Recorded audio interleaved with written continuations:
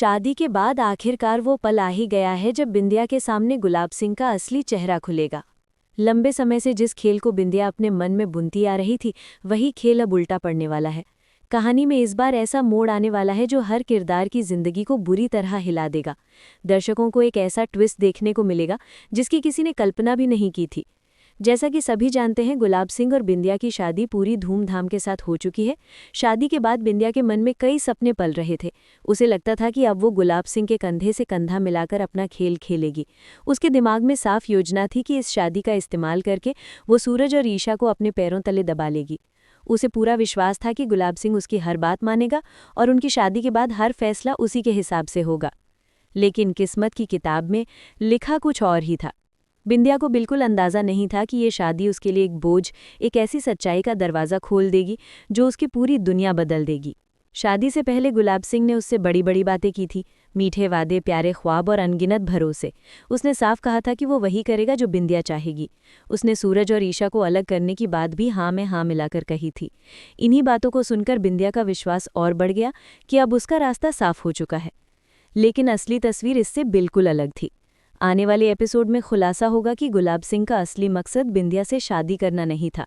वो सूरज और ईशा को अलग ज़रूर करना चाहता है, लेकिन इसका ये मतलब बिल्कुल नहीं था कि वो बिंदिया की हर एक बात मानेगा।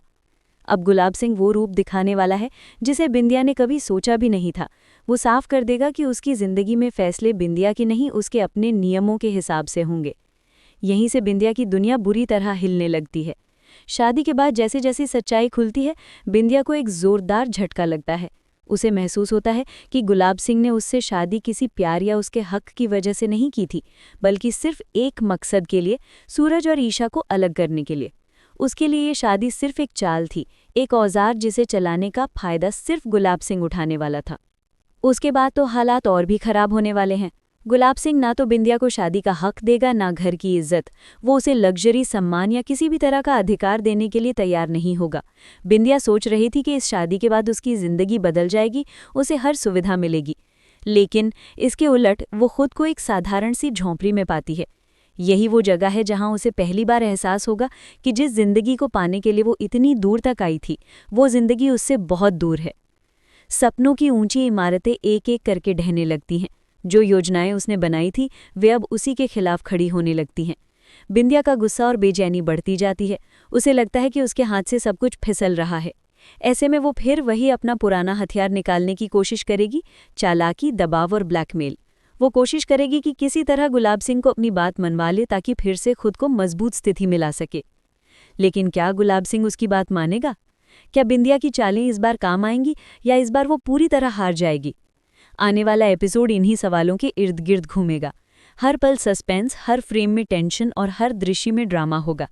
दर्शकों के लिए ये एपिसोड झंझोड़ देने वाला साबित होगा, क्योंकि यहाँ से कहानी एक नए रास्ते पर मुड़ने वाली है। अगर आप भी जानना चाहते हैं कि बिंदिया का खेल कब तक चलेगा, गुलाब सिंह का असली इरादा क्या है और सूरज ईशा की जिंदगी पर इसका क्या असर पड़ेगा, तो आगे की अपडेट्स मिस मत कीजिए। अंत में, जिंदगी की तरह कहानियों में भी सुरक्षा जरूरी होती है। और सुरक्षा की बात आए तो लाइफ इंश्योरेंस सिर्फ एक पॉलिसी नहीं, बल्कि एक सेफ्टी शील्ड है जो आपके परिवार को अनचाहे हालातों से बचाती है।